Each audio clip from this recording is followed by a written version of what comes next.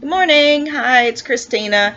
I wanted to demonstrate for you this morning a quick cross-stitch method that I am using to save my hands. I have a lot of trouble with my hands, so hand fatigue is a big problem for me.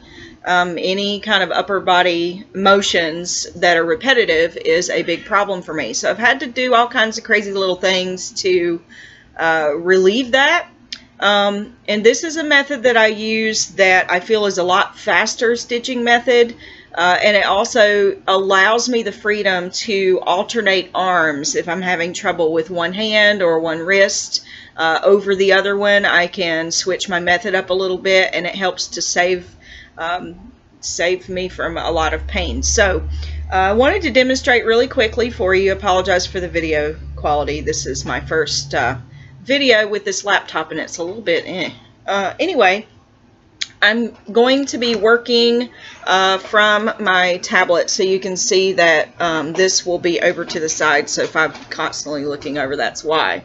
And I do stitch by grid square, so I have the little grid square that I'm going to work on. It's got 3 stitches wide. It's one of the smaller sections. I've got my needle threaded, started, pin stitched, ready to go. I work with a Q-snap, so I'll be showing you how to use this for a stitching method that involves 2 hands.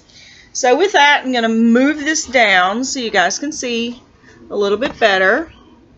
Okay, and I understand you can't see the individual stitches. It is the method here that I'm demonstrating. So I work with my right hand underneath, propping up my Q-snap with that elbow, and usually use my belly or my legs or whatever to hold up the Q-snap.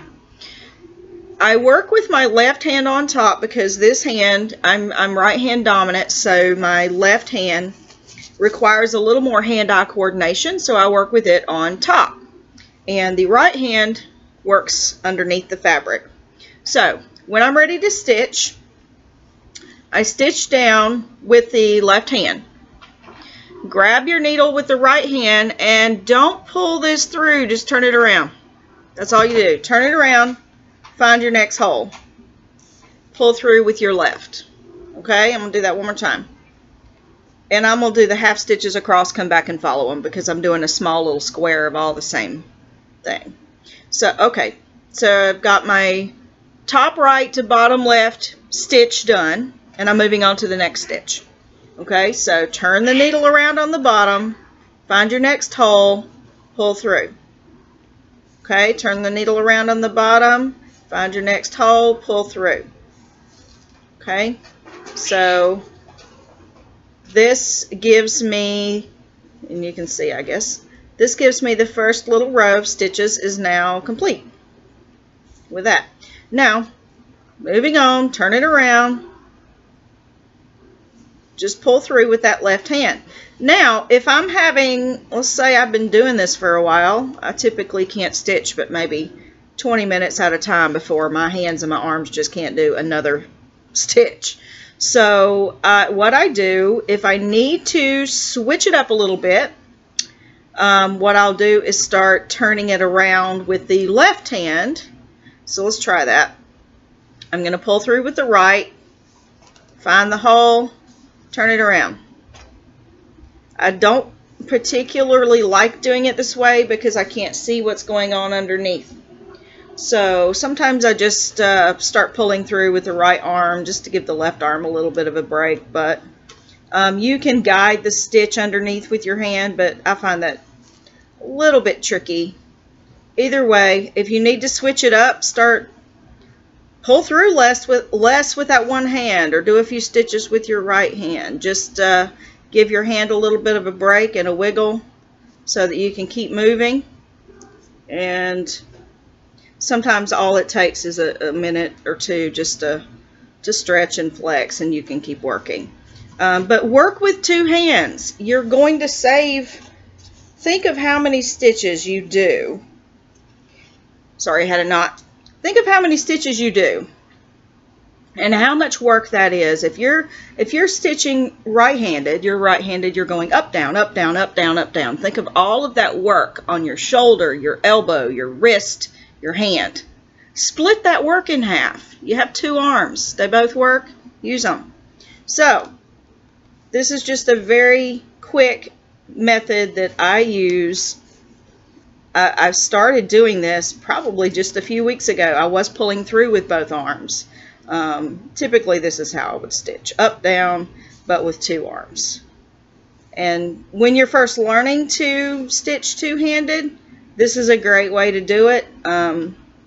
It absolutely saved my hands when I first started doing this. I thought I was going to have to stop stitching altogether, but it helped me to vary my movements, and that's what it all boils down to. Vary your movements in any way that you can. Let me count these real quick. One row, 2 row, 3 rows, 4 rows. 1, 2, 3, 4. I need 2 more rows of 3.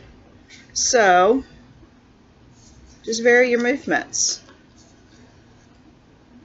and you will be able to save your wrists a few more years. Some of you have been stitching all your life and don't have any hand or wrist problems. I was a hairdresser for 16 years.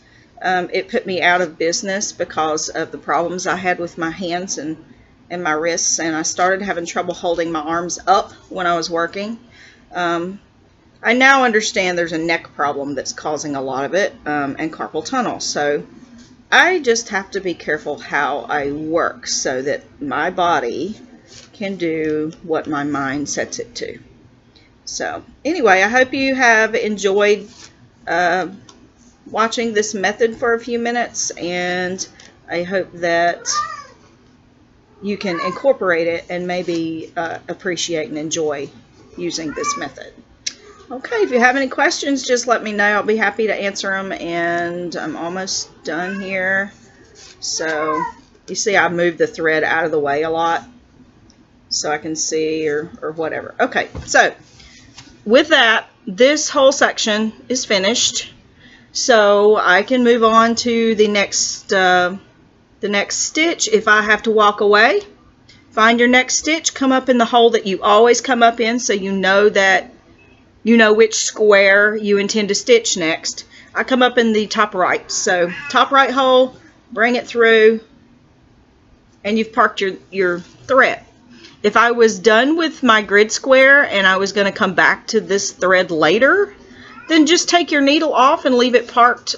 Parked means that you parked that thread in the next stitch that you're going to stitch with it. And so I have it in the next stitch I'm going to stitch with this color, and I can take this needle off. I can just kind of lay that to the side.